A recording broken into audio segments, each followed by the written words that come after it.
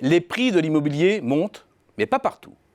Les tendances haussières à Paris, en petite couronne et dans quelques grandes métropoles régionales, Nantes, Rennes, Bordeaux, Lyon par exemple, ne résument pas à elles seules la réalité d'un marché national à 3 vitesses.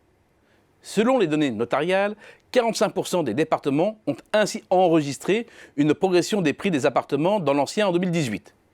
40% ont connu une baisse et 15% sont restés stables. Bref, la tendance haussière ne concerne même pas la moitié des départements. En tête, Paris creuse l'écart. Depuis 2009, point bas du marché, les prix y ont augmenté de 55%, contre 8% en moyenne en province. Province dont le pic des prix de 2011 n'a toujours pas été restauré. Phénomène de rareté démultiplié dans la capitale. Appétit insatiable des investisseurs qui s'inscrivent dans une logique patrimoniale. Cherté du foncier, capacité financière de ses habitants sont au cœur de la flambée parisienne. Et l'effet Paris déborde sur les départements limitrophes dont les prix sont également en forte hausse. La représentation symbolique du territoire prendrait ainsi plus ou moins l'allure d'une cible avec en son centre Paris, qui concentre à la fois les prix les plus élevés et les progressions les plus fortes, puis de proche en proche, la petite, la grande couronne et la province. Mais il faut pousser plus loin l'analyse, car cette vision centrée autour de la capitale gomme les écarts entre les régions elles-mêmes. Les niveaux des prix mettent en évidence des tendances lourdes. En reprenant les données de Century 21, une distinction très nette apparaît.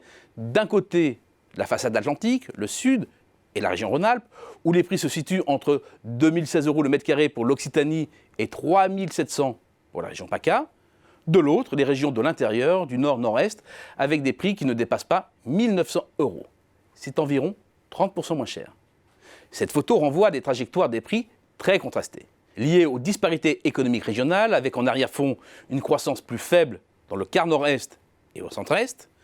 L'explication reste néanmoins partielle. Il faut intégrer une autre dynamique, celle de la démographie très favorable aux régions atlantiques et méditerranéennes.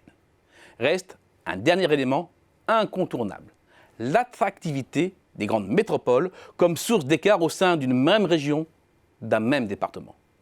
Un exemple. Sur les 10 dernières années, les prix ont augmenté de 20% en Rhône-Alpes. Oui, mais c'est Lyon qui porte l'essentiel de cette progression avec une flambée de 60%. En d'autres termes, la hausse des prix, ce n'est pas pour tout le monde en Rhône-Alpes. Cet écart entre les grandes métropoles et le reste du pays n'est évidemment pas une nouveauté, mais il s'est creusé depuis la grande récession. La carte de France immobilière ressemble ainsi à une peau de léopard. Une peau de léopard où les taches brunes représentent le plus souvent les grandes agglomérations.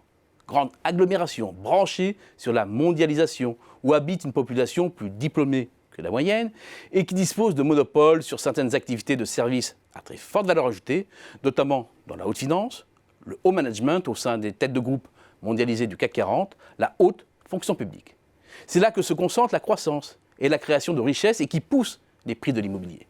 Mais c'est au prix de fortes inégalités, d'un processus brutal d'exclusion et de gentrification à l'intérieur de ces aires urbaines et au détriment du reste du territoire, notamment la France pavillonnaire, celle des lotissements situés en couronne périurbaine où les prix baissent, voire chutent brutalement.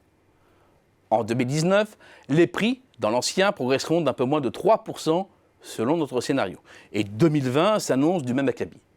Taux d'intérêt au plancher. Durée des prêts en hausse, banque offensive sur le crédit à habitat et pierre toujours aussi plébiscitée par les Français pour se constituer un patrimoine. Mais c'est une moyenne vide de sens qui marque une fracturation de plus en plus grande du territoire.